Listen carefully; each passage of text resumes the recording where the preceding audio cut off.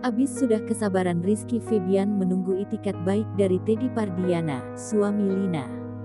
Rizky Febian akhirnya menempuh jalur hukum dengan melaporkan Teddy ke polisi terkait sejumlah aset miliknya yang masih dibawa Teddy. Ditunggu hingga hampir 1 bulan, Teddy tak jua mengabulkan permintaan itu. Hingga akhirnya, Rizky Febian pun melaporkan Teddy ke Polda Jawa Barat.